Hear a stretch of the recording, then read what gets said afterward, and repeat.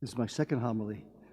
I have to explain something, that the readings for the liturgy of the second scrutiny are different from the regular readings proclaimed on the fourth Sunday of Lent. So the confusion is that the books don't have the readings for the scrutiny liturgy, but the gospel that we heard is to mark the second scrutiny, while the other Lenten liturgies tell the story of the prodigal son.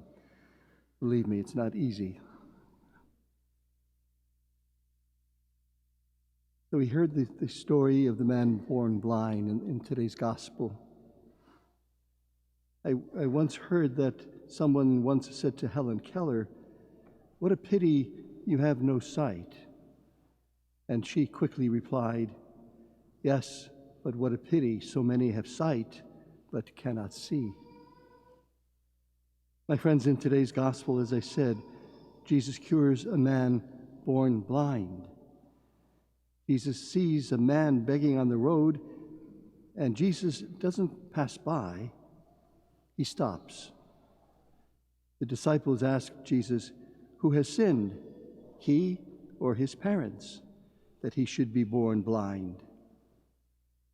To Jesus, it's not a matter of who is to blame, but rather what needs to be done to reach out and help him.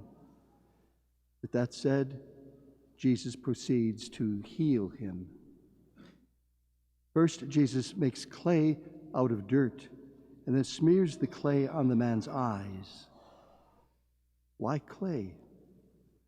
To remind him and his disciples how God created Adam out of clay from the ground.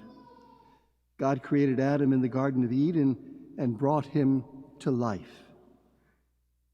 After the man was anointed with the clay, Jesus sends him to wash in the pool of Siloam, the sacred pool where angels come and are said to move the healing waters. The blind man comes back seeing. A new life, new creation is born, just like Adam. No longer will the blind man stumble in darkness, but now he will walk in the light of the Lord. When they hear the news of the healing, the Pharisees are blinded by their own arrogance, claiming that the man has broken the Sabbath. Even the parents of the blind man are blinded by their fears of the authorities, and the man who can now see is thrown out of the synagogue and into the streets. For what reason? For telling the truth. Jesus looks for him. Finding him, Jesus calls him to become one of his own disciples, to follow him. So what are the lessons of this special gospel today? Many.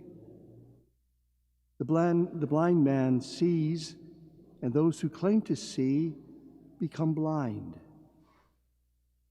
If the truth be told, we too are often blinded perhaps by our prejudices or by our ignorance or by our fears or our pride. And so often we choose to sit in the dark, afraid of light and what the light might reveal to us about ourselves. And we hear a small whispering voice in our hearts. It's the voice of Jesus. The voice of Jesus saying, "Do not be afraid."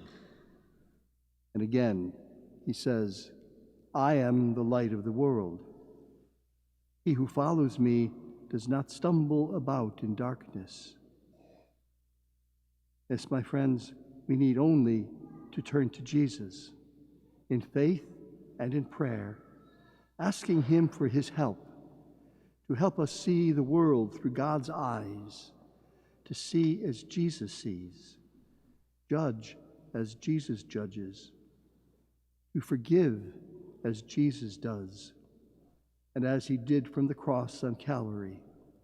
"Father, forgive them, for they know not what they do. So, brothers and sisters, during this Lenten season, let us awake each morning, perhaps, each morning awake and turn away from the darkness and rise with Jesus to walk with him as children of the light into the dawn of every single day.